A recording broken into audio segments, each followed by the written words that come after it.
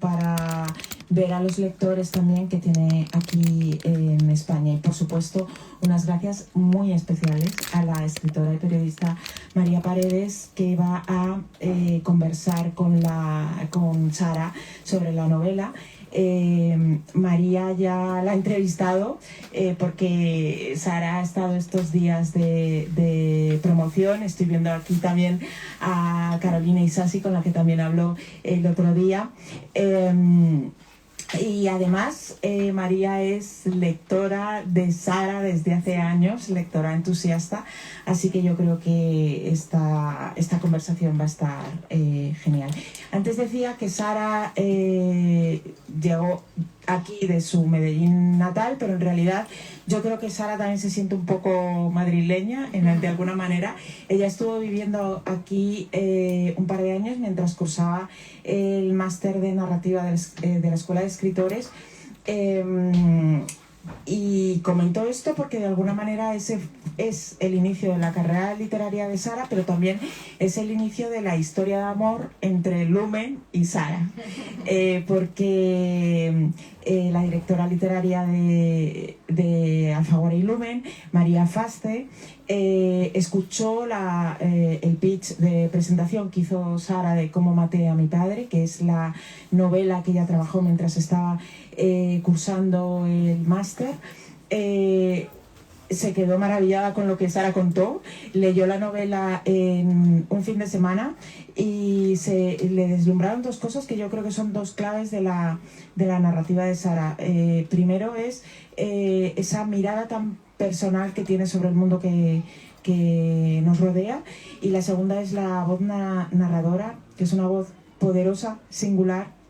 Es exuberante, pero al mismo tiempo también es extraordinariamente sutil. No sé cómo logras ese equilibrio, pero la verdad es que Sara lo logra como nadie. Esas claves están en sus dos novelas siguientes hasta el momento, en Donde cantan las ballenas y Escrito en la piel del jaguar, y por supuesto está también en El cielo está vacío. Ellas van a hablar de esta novela. Yo solo quiero contar un poco la primera sensación que me dio a mí cuando leí la novela, y es que de alguna manera los lectores de acá, los lectores de este viejo mundo europeo, nos confronta de alguna manera a la cara B de este mundo, ¿no? Nosotros pensamos que el viejo mundo de Europa es de alguna manera el epítome del desarrollo, del estado del bienestar, del esplendor cultural, político, social, económico, vamos, que lo somos todo. Y a través de esa protagonista de 24 años que llega desde Colombia a Londres en busca de una nueva vida, de alguna manera intentando salir de de un entorno familiar un poco opresivo, intentando distanciarse de la ausencia del padre, intentando distanciarse de un amor que no lo siente como tal. Llega en busca de una nueva vida, pero sobre todo llega en busca de una posibilidad de ser vista, y se encuentra con el dolor, se encuentra con la precariedad, se encuentra con la soledad, se encuentra con el individualismo, que también yo creo que definen este viejo mundo de Europa, ¿no? Y luego, bueno, la protagonista dice en algún momento, esto no es una historia de amor, pero de eso voy a dejar que hablen María y Sara. Muchas gracias.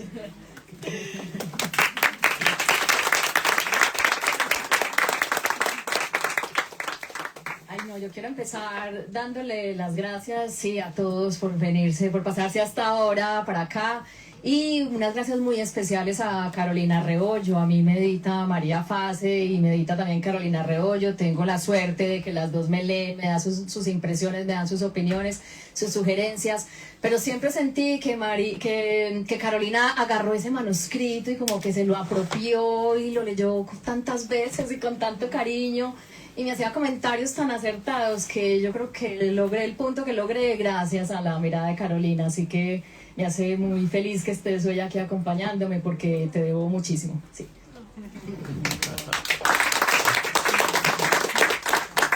Bueno, yo estoy segura de que todos los que estamos hoy aquí conocemos a Sara y adoramos cómo escribe y también el compromiso que tiene con su talento, con su vocación y con nosotros los lectores. Yo le decía el otro día, cuando la entrevisté, que medio en broma, medio en serio, bastante en serio, allí en Colombia es una auténtica rockstar porque la tía está llenando teatros con hasta 1.600 personas que pagan una entrada para verla leer sus novelas. Pero tengo que decirte, Sara, que a juzgar por cómo está el Alberti este sábado de septiembre, aquí en España eres también ya toda una rockstar de las letras. Y yo que me alegro muchísimo. Bueno, bienvenidos a todos.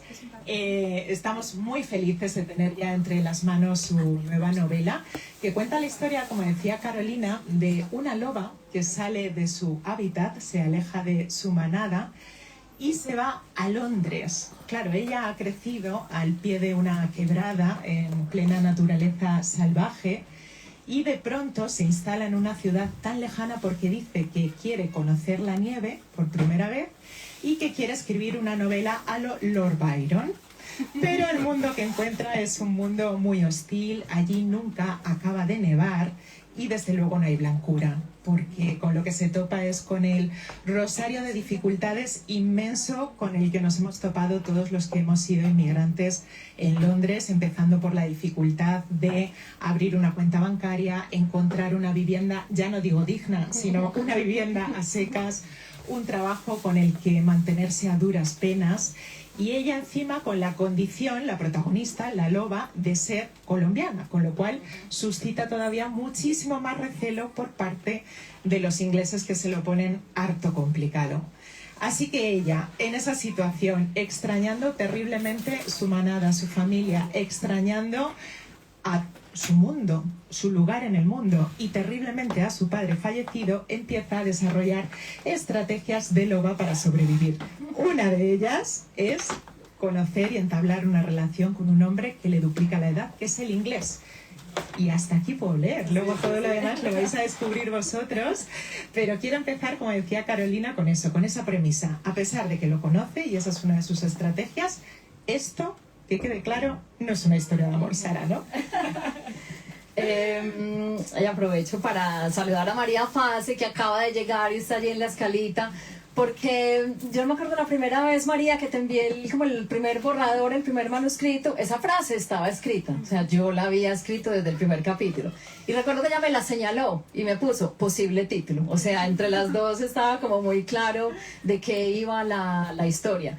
Y lo consideramos como título durante mucho rato hasta que, bueno, ya se impuso este otro, pero yo tengo un problema con las historias de amor, y es que a mí no me gustan las historias de amor porque me parece muy difícil abordar el amor literariamente, porque esa delgada línea entre el amor y la cursilería es tan difícil, tan fácil de cruzar, entonces hay tanto riesgo allí. Entonces tenía como mucho miedo de abordarla, pero claro, empecé a escribirla.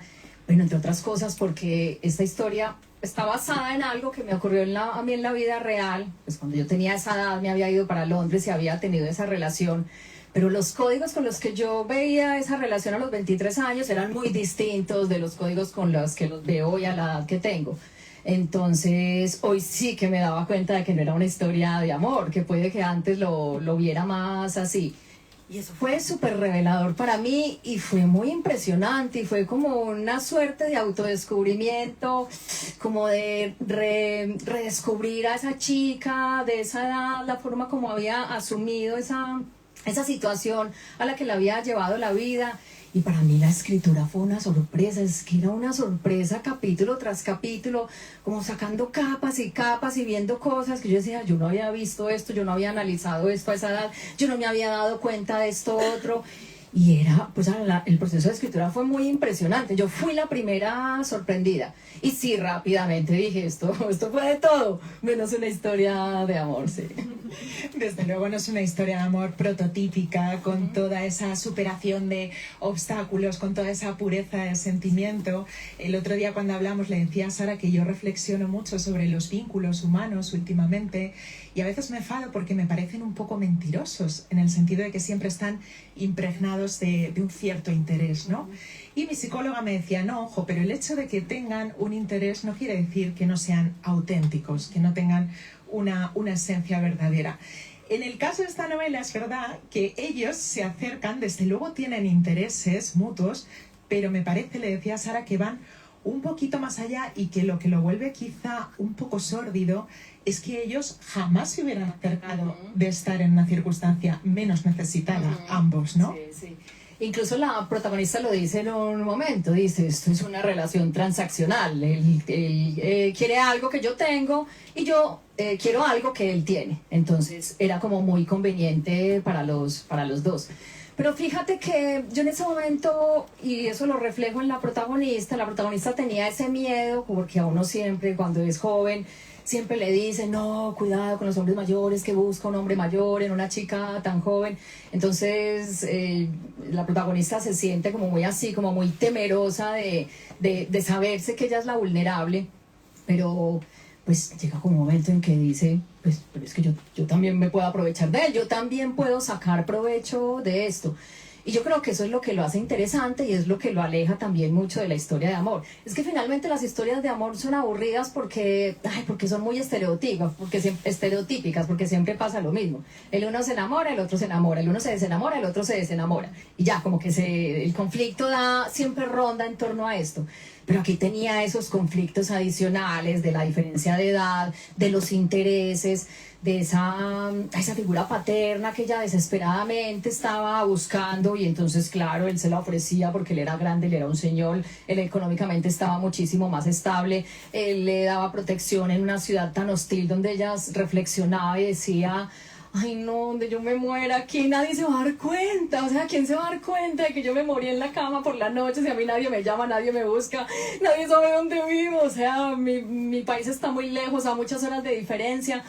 Entonces eso hace que esa historia, que no es de amor, se complejice muchísimo más por esas necesidades del uno y por esas necesidades del otro. Finalmente el título no fue Esto no es una historia de amor, y el título nace de unos versos preciosos y terribles de la poeta Sylvia Plath, como era ella, que dicen: a ver, necesito un padre, necesito una madre, necesito un ser sabio y viejo al que llorarle. Hablo con Dios, pero el cielo está vacío. Sí. Yo le agradecía mucho a Sara que, como han hecho otros grandes narradores como Héctor Abad en El olvido que seremos, escoja un título de un verso de un poema para reivindicarnos un poco a los poetas, y es que además este título no puede ser más propio, habida cuenta de lo que ella necesita. Sí, mire, y fue supremamente mágico. Yo amo a Sylvia Plath. O sea, dejemos esto claro, pero es que no puedo con ella. Amo toda su poesía, amo La campana de cristal, pero lo que más me gusta de ella son sus diarios. No, es que me parecen alucinantes. Yo algún día estaba releyéndolos, porque eso que hace la protagonista, esa bibliomancia, que llamo yo, coger un libro al azar y abrirlo a ver qué sale. Entonces algún día abrí los diarios de ella y me topé con esa frase. Y ojo, era una frase que había yo ya leído antes, es más, la tenía subrayada. Yo estaba ya escribiendo la novela, ya iba llegando como a la mitad, y cuando leo, necesito un padre, necesito una madre, necesito un ser viejo y sabio a quien llorarle, hablo con Dios, pero el cielo está vacío. Yo leo eso y digo, pues es que esto resume la novela, o sea, este es el resumen de la novela. De verdad ella está buscando al padre, ella intenta desesperadamente contactar con la madre, pero la madre es muy práctica y está muy ocupada, y entonces no puede ayudarle en nada. Ella era religiosa y sí que hablaba, pero claro, Dios no existe, y entonces no le respondía, y al fantasma de su padre lo invocaba mucho en aquella época, pero evidentemente los fantasmas tampoco existen. Entonces de verdad era la situación de la protagonista. Entonces digamos que lo elegí como epígrafe en un primer momento. Y estuvo como epígrafe, y yo seguía escribiendo. Y en alguna de las tantas rondas de reescritura, me la volví a topar, y la frase "el cielo está vacío" se me quedó como chispeando, o sea, literal chispeando en la cabeza. Y dije, wow, yo ya tengo título. Entonces ya de ahí sí no me moví.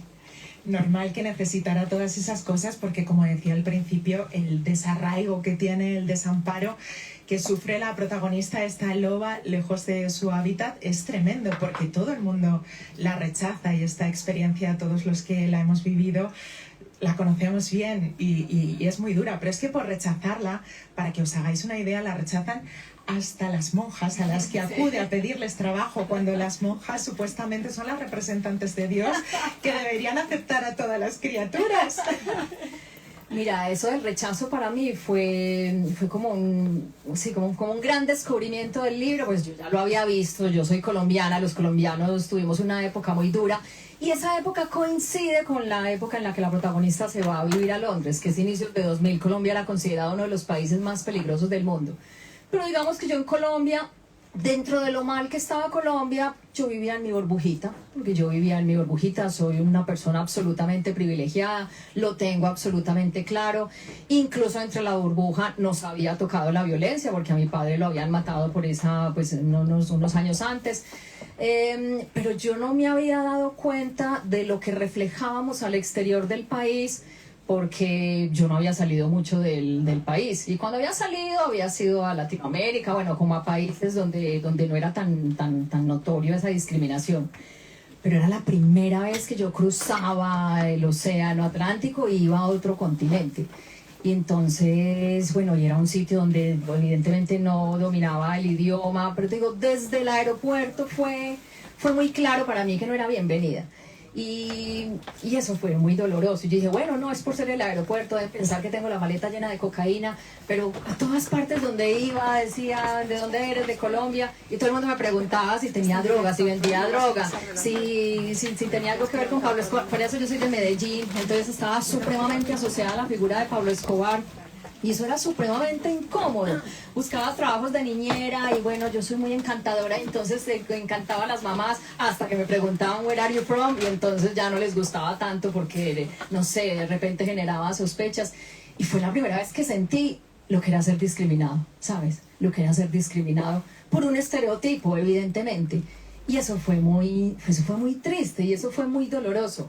Y listo, digamos que a los 23 años yo soy como muy entusiasta de la vida, intento reírme de todo, incluso de las cosas malas, y la risa ha sido como mi arma para enfrentar los momentos más sórdidos de la existencia.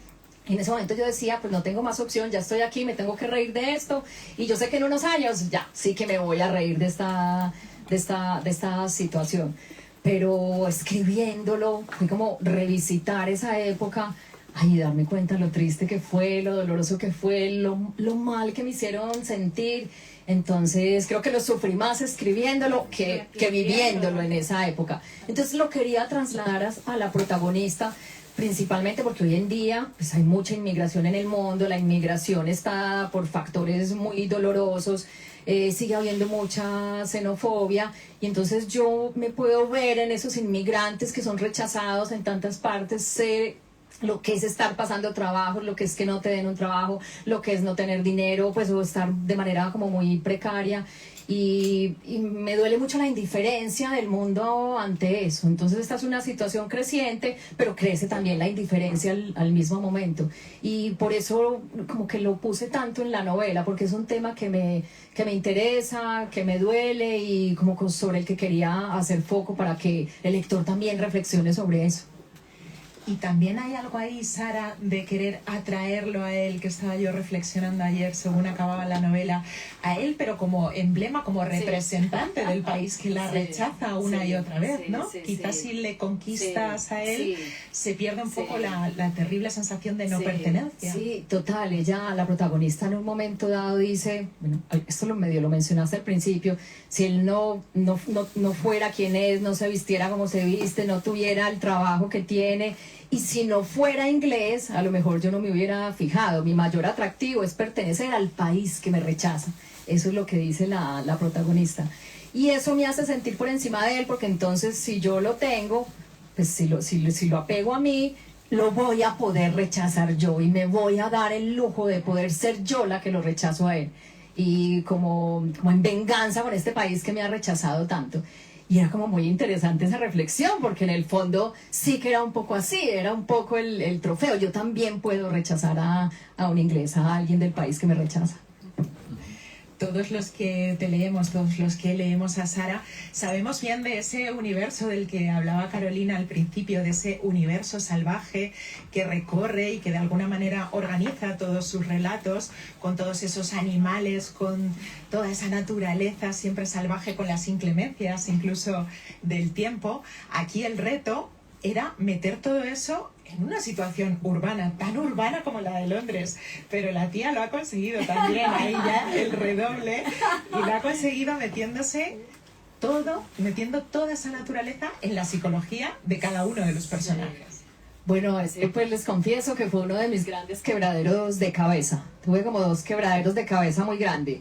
El primero era el final, eso no se los voy a dañar, tranquilos, pero el final yo me sentí muy maniatada porque en un momento yo odio los finales predecibles. Esas novelas que uno empieza a leer y al segundo capítulo ya sabe para dónde va. Yo decía, es que yo no tengo más opción de final, o sea, solo tengo 2 opciones y yo no voy a ser así de predecible, yo tengo que buscar mi propio final.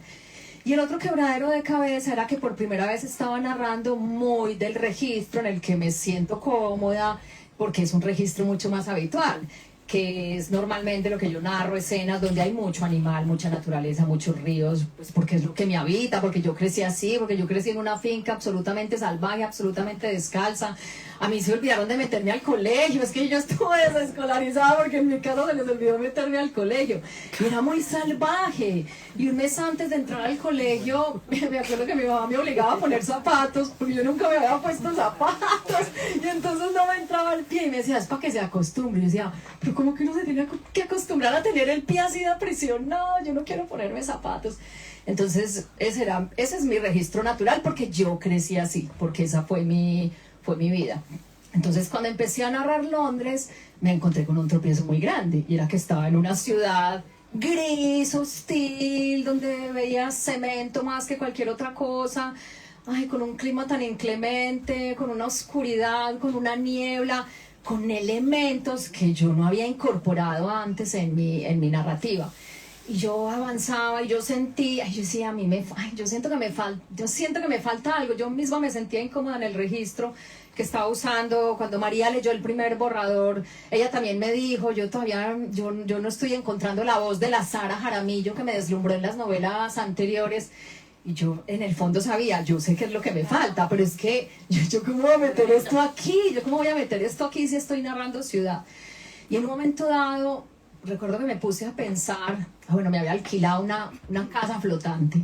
Me había alquilado una casa flotante para irme a escribir. Y estaba yo en mi casa flotante, ¿cierto? Y me puse a pensar, si yo me equiparara con un animal, yo soy muy de animales y muy totémica, y siempre tengo como animales totémicos de turno. ¿Con qué animal se equipararía la Sara a los 23 años que se fue a vivir a Londres? ¿Qué animal era ella en ese momento? Esa fue como la pregunta que yo me hice. Y rápidamente dije, se me metió en la cabeza el animal, el lobo, la loba. ¿Por qué? Porque yo tenía mi manada, yo estaba en mi bosque, era acogida por mi manada, pero de repente me había alejado de la manada. Y un lobo, ustedes saben que un lobo sin manada siempre tiene muy mal fin, porque los lobos se apoyan mucho, se ayudan mucho, están pendientes el uno del otro, no se abandonan. Entonces listo, yo sería una loba por eso. Y segundo, porque cuando empezó esa relación con ese hombre, yo sentía que él cada vez cerraba más el cerco en torno a mí. Cerraba y cerraba y cerraba el cerco. Y a mí eso en un momento dado, María, me asustó, porque yo siempre he tenido muy claro, es una claridad que yo he tenido desde muy joven, tal vez por la viudez de mi mamá, porque estuve como muy involucrada con mi madre cuando enviudó. Mis hermanos estaban muy chiquitos y yo fui como muy mamá, más mamá que hermana. Entonces yo desde muy chiquita siempre he dicho, yo no me quiero casar ni quiero tener hijos. Por alguna razón, a mí el concepto de matrimonio y el concepto de maternidad me parecían como una cárcel, como una suerte de domesticación. Y yo siempre he dicho eso, no me quiero casar ni quiero tener hijos porque no quiero que nadie me domestique. Quiero seguir siendo salvaje. Es más, por mí andaría sin zapatos todavía. Y entonces el lobo funcionaba muy bien para mostrar esa idea, porque el lobo es uno de los pocos animales salvajes que no se ha dejado domesticar. Además, los lobos prefirieron extinguirse, o sea, que los mataran a todos antes de permitir que alguien los domesticara. Entonces me parecía que la figura del lobo encarnaba todo.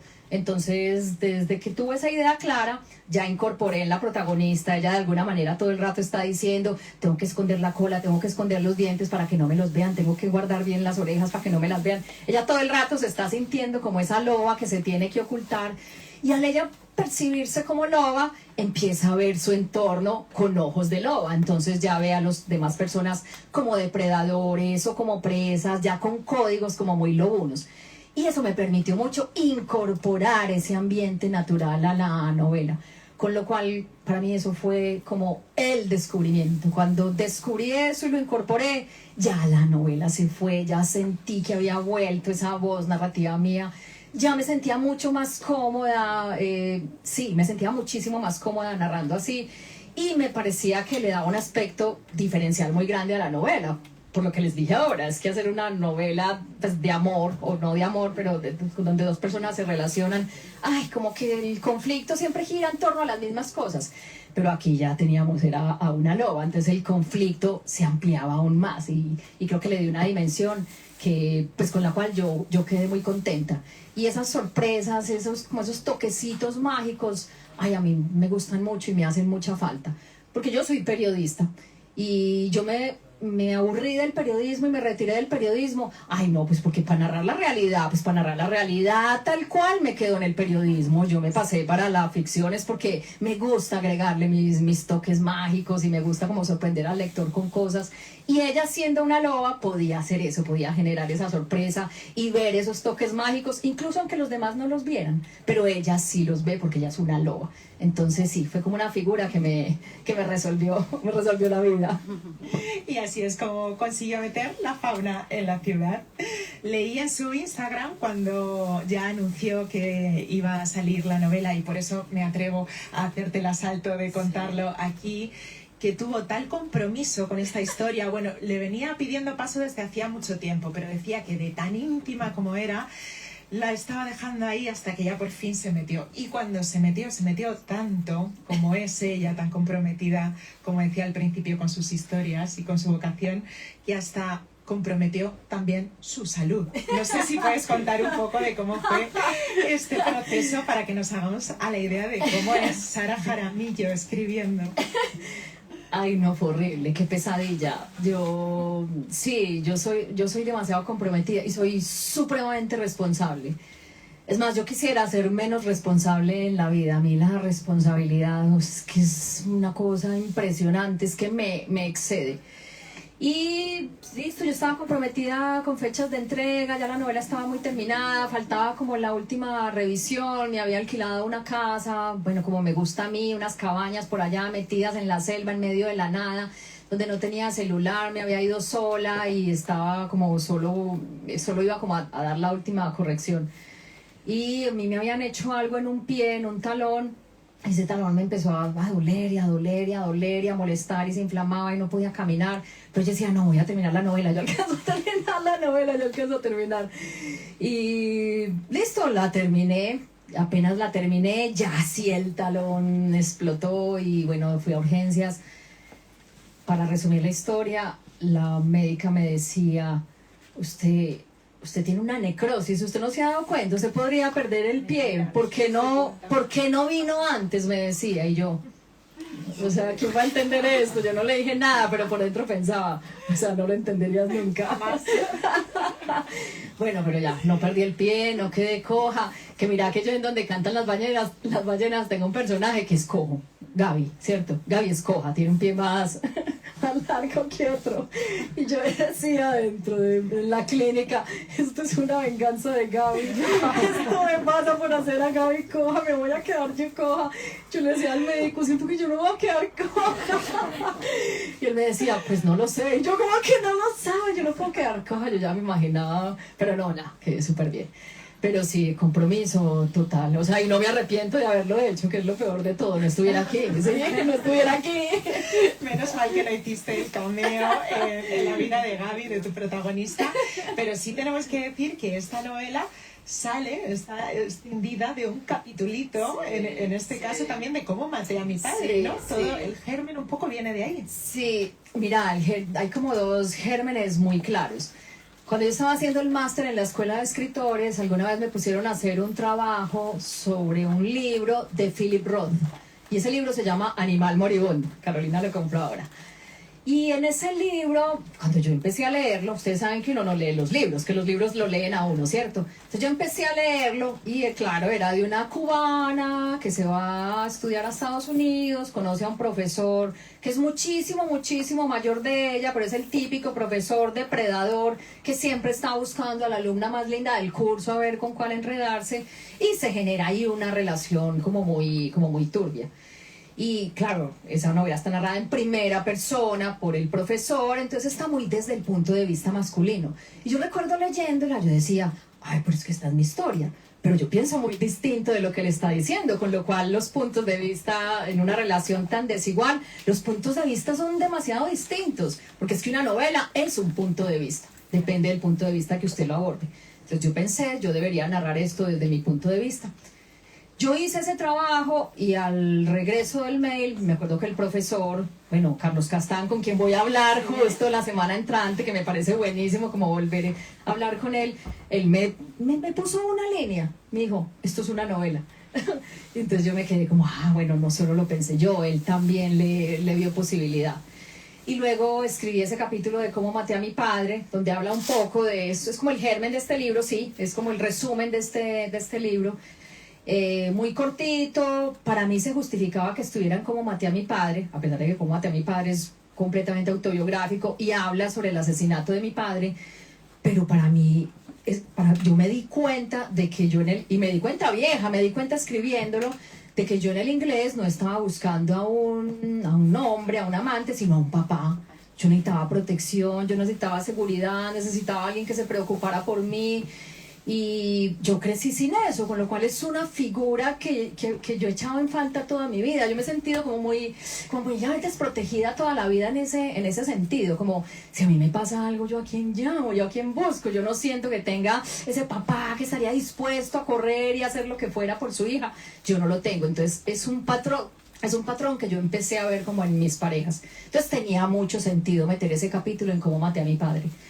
Y cuando lo metí, esto es un capítulo cortitito, muy hacia el final, no sabía si la gente le iba a ver la conexión, si iba a ver a esa protagonista buscando a ese papá, pero sorpresivamente la gente me preguntaba un montón por esa historia, porque yo nunca le había contado a nadie la historia del inglés, porque a mí me daba pena. Yo decía, pero yo cómo voy a contar que estoy saliendo con un tipo de 50 años, qué vergüenza, además a mí me parecía viejísimo. Entonces yo no tenía fotos de él, el señor, yo no tenía fotos de ese señor, yo nada.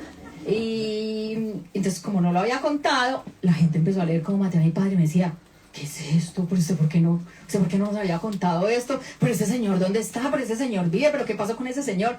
Generaba una curiosidad infinita y un morbo en el buen sentido de la palabra. Entonces también como de ver esa curiosidad y de ver esa curiosidad. Oye, principiando por mi novio era el primero que me preguntaba, pues ese señor, ¿qué? Pero yo ¿por qué no estoy enterado de esto? Y entonces dije, yo creo que ya con lo de Castán, con la reflexión que había hecho, ya me quedaba claro que podía ser una buena historia. Y sobre todo con la distancia que me daba el tiempo. Ya tenía los años suficientes y la madurez suficiente para entender qué había pasado, para entender por qué yo me había involucrado de esa manera con esa persona. Entonces, bueno, eso de ahí salió, sí, de ahí salió. Es que estaba pensando para que luego digan, porque esta semana, supongo que estáis al tanto, han salido unas declaraciones de una influencer que decía que leer no nos hace mejores.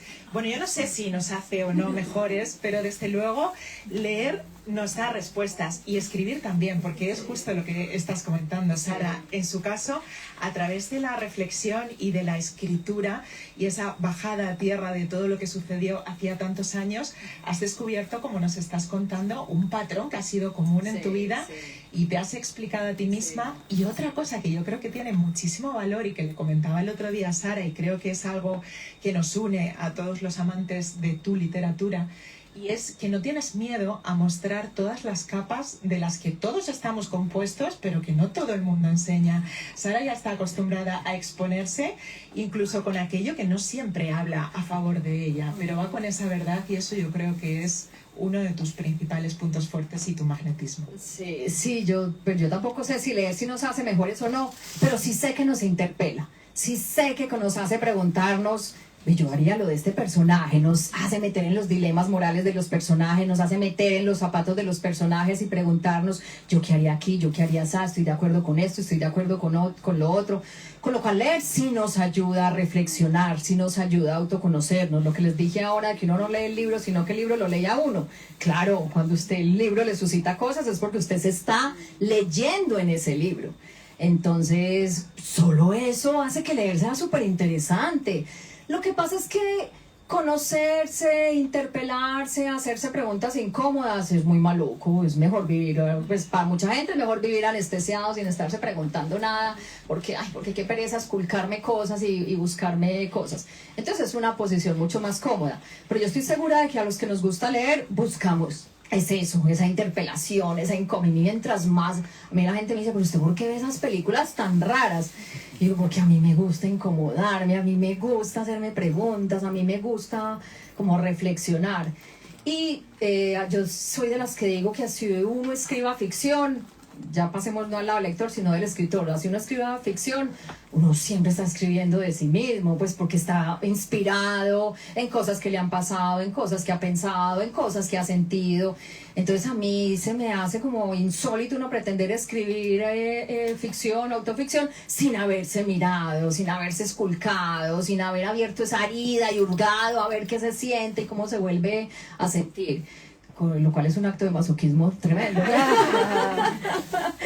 Pero como dice el dicho, al que le gusta le sabe. A mí me gusta sentir eso cuando escribo y me gusta sentir eso también cuando leo. Y con respecto a si no me da pudor o vergüenza exponerme, a mí ya no me genera nada porque... Bueno, y se lo digo mucho a los que quieren escribir autobiografía, que empiezan como muy temerositos. Yo quiero contar esto, pero es que mi mamá, pero es que mi papá, pero es que mi abuelo, pero es que qué van a pensar, pero es que mi novio. Y digo, si usted pretende escribir autobiografía con esas tonterías alrededor orbitándola, no va a poder escribir nada. Porque da la casualidad que siempre de todos los siempres, eso que usted quiere ocultar o que le da pena contar es lo más interesante, que da la casualidad, ¿cierto? Entonces, pero eso se cura, ¿y cómo se cura? Escribiendo. Entonces, el que le gusta escribir autobiografía, tiene que escribir autobiografía, tiene que usar sus redes para exponerse, para empezar a publicar, para empezar a ver reacciones y para ir cogiendo callito, porque uno coge callito. Entonces yo, pues, como maté a mi padre autobiográfica, Ballenas es muy parecida a como maté a mi padre en Código de Ficción, pero expone como la trama, tiene mucho que ver con la ausencia paterna también. Jaguar tiene mucho de mí, esa pareja que se va a tratar de vivir al margen de la sociedad en un sitio en medio de la nada. Ay, sorpresa, ese sitio existe y yo voy. Entonces, mira que todo tiene mucho mío, mis columnas de prensa incluso, que una columna de opinión... Normalmente el autor pone allí su opinión. Yo no solo pongo mi opinión, sino que siempre pongo un ejemplo personal. Entonces también son supremamente autobiográficas, con lo cual yo creo que ya eso eso ya a mí no me da pena. Yo ya tengo callo, sí. Pero es que lo que tienes sobre todo es una voz propia que, aunque tu materia prima sea la realidad, la elevas al modo que hace la poesía también, que por eso me gusta a mí tanto la poesía. Y tú tienes ese sello que hace que se deforme, que se vuelva más bella o más terrible a través de esa voz, que nos permite entrar también en mundos que a lo mejor no conocemos. Hay un momento en la novela en el que la loba dice, claro, cualquiera que diga que Londres es lindo es que no ha salido de las zonas 1 y 2. Y lo dice porque describe perfectamente a través de toda una corte de personajes todo el submundo que hay más allá de Londres central. Está Alistair, está Milton, están las gemelas bailarinas, y todo eso nos aporta a los que no lo hayan vivido esa riqueza de descubrir Londres de otro modo. Sí, mira, lo del lenguaje es otra de las cosas que me aburría del periodismo. El periodismo es muy preciso, muy estéril, a veces el lenguaje muy como al grano, Y a mí me hace falta como reelaborar más las frases, como pensar formas distintas de decir las cosas, y utilizo mucho, como dije ahora, esos elementos mágicos para mostrar esa realidad, porque me parece que la exaltan, que la hacen como más llamativa.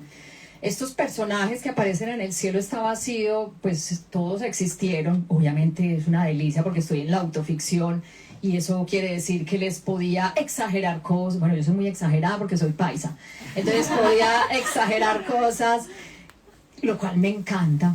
Y podía ponerle sus elementos mágicos, y como les dije ahora, los estaba mirando desde la loba, entonces sí que podía darles una mirada mucho más animal, mucho más visceral, mucho más primitiva, y fue una delicia como reinterpretarlos con esa mirada. Fue absolutamente delicioso porque los hace menos aburridos, los hace más atrayentes, los puedo poner al servicio de la historia exactamente para lo que los necesitaba.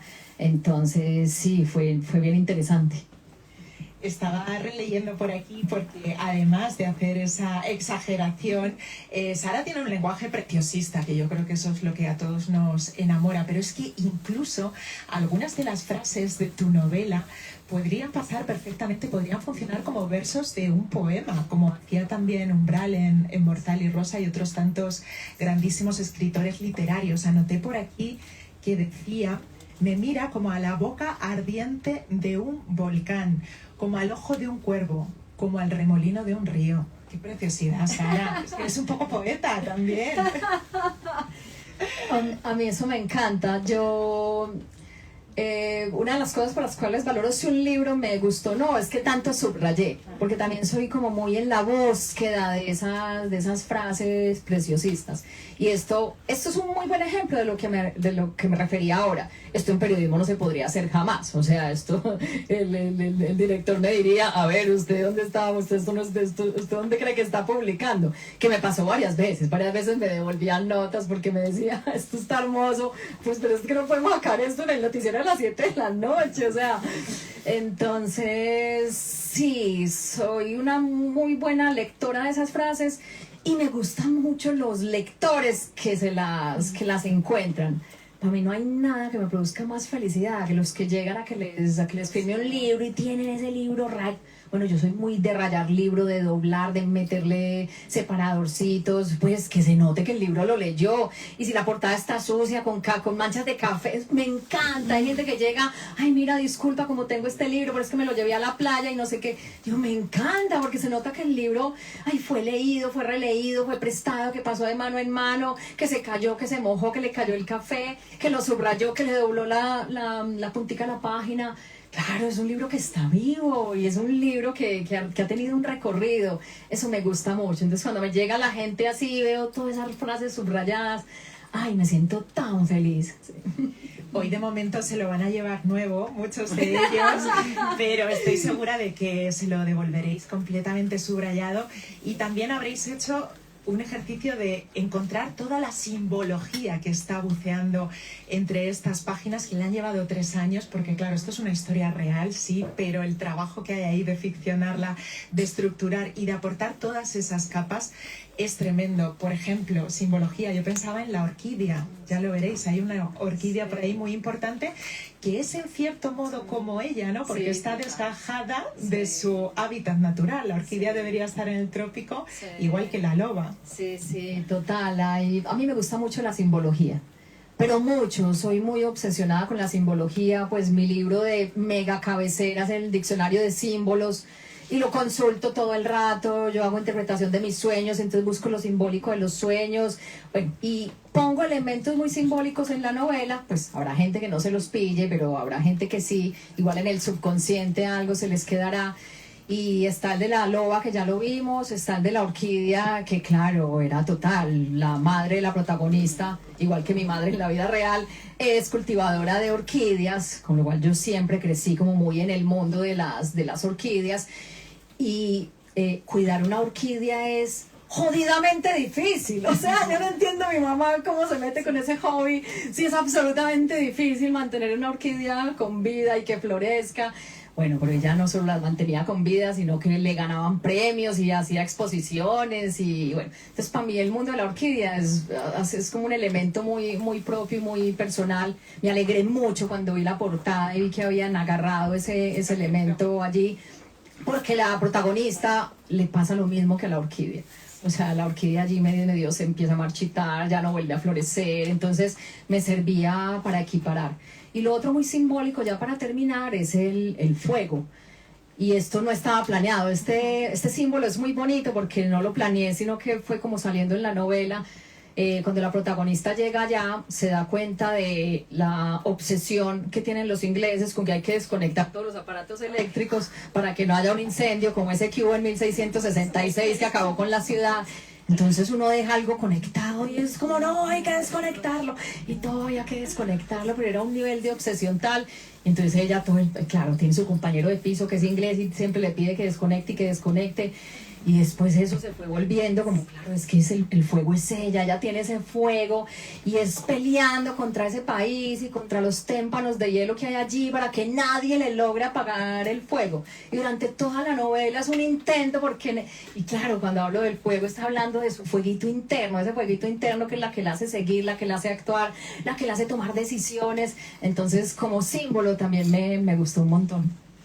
Sara, es todo un placer leerte, pero es que es todo un placer escucharte también. Sara Jaramillo creo que tiene el superpoder de dejarnos siempre con ganas de más, pero por suerte ahora todos los que no hayáis iniciado esta novela tenéis 312 páginas, me parece que son por delante, que os prometo van a ser un completo disfrute. 1.000.000 de gracias a todos por venir y 1.000.000 de gracias a ti, Sara, por haberte cruzado el océano.